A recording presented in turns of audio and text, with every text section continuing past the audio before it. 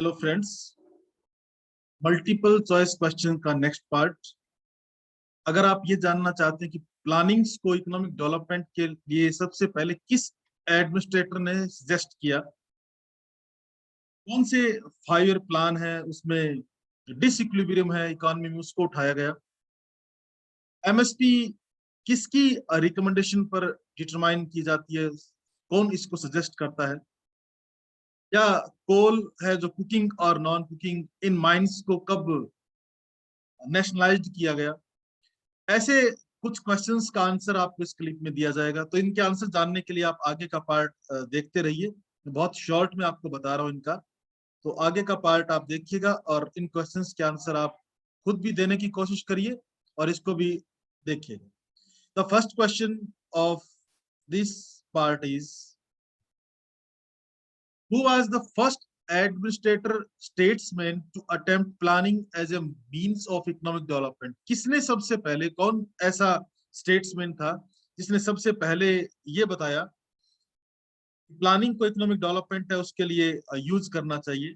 ये एरो जो दिया है ये सही नहीं है, आप अपना आंसर है वो चूज करिए, इसमें से कोई भी एक आंसर। तो 4 ऑप्शन आपके पास है, CP Ramaswamy Aiyar, M Visvesvaraya, V T Krishnamachari या Rajagopalachari. The correct answer is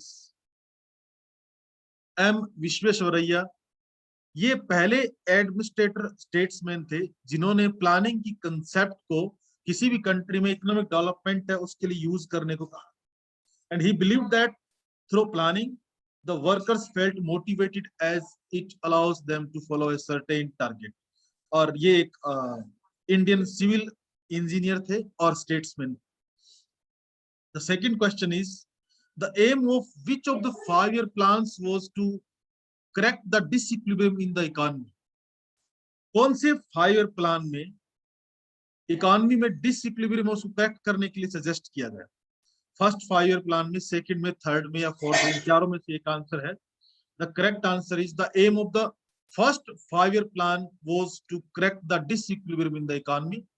पहला 5 ईयर प्लान है, पहले प्रधानमंत्री जवाहरलाल नेहरू क्योंकि प्राइम मिनिस्टर वो अध्यक्षता करते हैं, तो उन्हीं की देखरेख में ये 5 ईयर प्लान था और इसको 1951 में लॉन्च किया गया। हेरोड डोमर मॉडल है वो इसमें यूज किया गया था। तो करेक्ट आंसर आपके पास इसका फर्स्ट है, वो 5 ईयर प्लान है, वो करेक्ट आंसर इसके पास रहेगा। The next question is, in which of the following years were the cooking coals and non-cooking coal mines in India nationalized? कौन से सालों में कोयले की जो कुकिंग कोयल है और नॉन कुकिंग है इनको नेशनलाइज किया गया? 1971 72 में, 72 73 में, 73 74 या 70 72? कौन से सालों में किया गया? आप सोच लीजिए।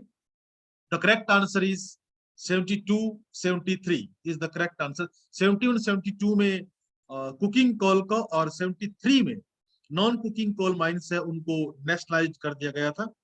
लेकिन बाद में एक्ट को चेंज करके, 1973 एक्ट को चेंज करके बाद में इसको अभी हाल ही के 3-4 साल पहले, आई थिंक 2018 में, जो प्राइवेट कंपनीज है उनको भी कुछ प्रोडक्ट है उनको बनाने के लिए कोल है, उसको माइंस है उसमें से कोल निकालने की परमिशन दे दी गई। पहले इनको नेशनलाइज कर दिया गया था। Which Indian state has the largest number of cotton textile mills? कितनी, जो सबसे ज्यादा कॉटन मिल कौन से इंडियन स्टेट में है? मध्य प्रदेश में, महाराष्ट्र में, गुजरात में या वेस्ट बंगाल में? I think you know the answer. Maharashtra has the largest number of cotton textile mills in India because the availability of raw material and traditionally skilled labor. इस खालिस्तान को भरना है। कौन सी थ्योरी इंटरनेशनल ट्रेड की सबसे पुरानी theory? Country similarity theory, theory of absolute cost advantage, product life cycle theory या mercantilism theory? सभी थ्योरीज के आपने नाम सुन रखे होंगे, आप आंसर चूज कर लीजिए। इन थ्योरीज के शायद आपने थ्योरीज पढ़ी है। The correct answer is mercantilism theory. सबसे पुरानी थ्योरी है इंटरनेशनल ट्रेड की। पहली और पुरानी थ्योरी इंटरनेशनल ट्रेड की 1500 से 1800 AC, focus on export and import activities, benefits in the form of gold, and countries treasure on wealth is based on collection of gold. आप पढ़िएगा मर्केंटिलिज्म थ्योरी को, सबसे पुरानी थ्योरी है। The main objective of minimum support price is, इसका minimum support price देने के पीछे मेन ऑब्जेक्टिव क्या रहता है? तीन नीचे ऑप्शन दिए हैं, तो मेन ऑब्जेक्टिव कौन से है? Check fall in price beyond the limit, एक लिमिट की प्राइस डिटरमाइन करना, protect interest of the consumers, या make procurement from the wholesalers easy. तीनों में से कौन सा करेक्ट आंसर है, या तीनों करेक्ट आंसर है, या कोई दो करेक्ट आंसर है? आप इसमें चूज कर सकते हैं। चलिए मैं बता देता हूं, और इसका करेक्ट आंसर है वो check fall in price beyond a limit. Only one. Minimum support price is fixed by the government as a minimum price for crops procured from the farmers. It was introduced to prevent the price of crop from falling beyond a limit, which will affect the income of the farmers. The next question is the minimum support price. इसी से related, the minimum support price of for major agricultural products are fixed by the government each year after taking into account of recommendation of which of the following organization। कौन सी organisation है, उसकी recommendation पर ये होता है? Planning commission of India, finance commission of India, farmers commission of India, commission for agriculture cost and prices. MSP government determine करती है हर साल, लेकिन कौन से कमीशन की रिकमेंडेशन पर, कौन से ऑर्गेनाइजेशन की रिकमेंडेशन पर ये डिटरमाइन की जाती है? The correct answer is CP. ये बहुत बार सीएसीपी शॉर्ट फॉर्म में आता है, commission for agriculture cost and prices. Commission for agriculture cost and prices है ये decentralised agency of government of India, 1965 में एस्टेब्लिश किया गया था as the agriculture price commission and was given in present name in 1985। बहुत पुराना है, लेकिन प्रेजेंट सीपी नाम है ये अभी 85 में दिया, और statutory body attached to the ministry of agriculture and farmer welfare government of India. एक चेयरमैन होता है, मेंबर सेक्रेटरी होता है, एक मेंबर ऑफिशियल होता है, दो मेंबर नॉन ऑफिशियल होते हैं। ये इसका जो करंट का है वो कमीशन है, वो इसमें इससे रिलेटेड है।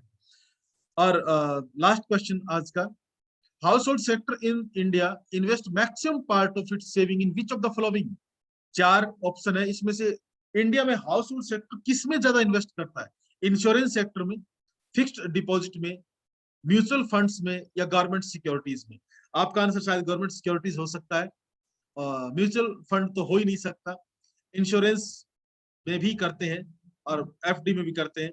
The correct answer is FD, fixed deposit. सबसे ज्यादा जो इन्वेस्ट किया जाता है, सबसे ज्यादा जो सेविंग की जाती है, जो एफडी की फॉर्म में की जाती है। अभी इंडिया में म्यूचुअल फंड्स काफी चल रहे हैं, गवर्नमेंट सिक्योरिटीज परचेज करने का भी चलन है, इंश्योरेंस में भी पैसा इन्वेस्ट करते हैं, लेकिन इतना नहीं जितना एफडी में किया जाता है। तो ये आज की क्लिप है, बहुत शॉर्ट में मैंने आपको बता दिया। आप इन सारे टॉपिक्स को जाके पढ़ सकते हैं। मर्केंटिलिज्म थ्योरी आपको पढ़नी चाहिए, और सीएमसीपी के बारे में भी आपको जानना चाहिए। जितनी ये कॉल माइंस है, इनको नेशनलाइज किया गया, इनके बारे में भी आपको जानना चाहिए। करंट में किन किन फर्म्स को ये अथॉरिटी दी गई है कि आप इन माइंस का यूज कर सकते हैं। तो ये सारे क्वेश्चंस आप पढ़ सकते हैं।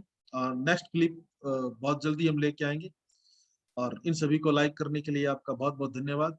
सब्सक्राइब करिएगा चैनल को, और अपने फ्रेंड्स के साथ इसे शेयर करिए। Thank you very much.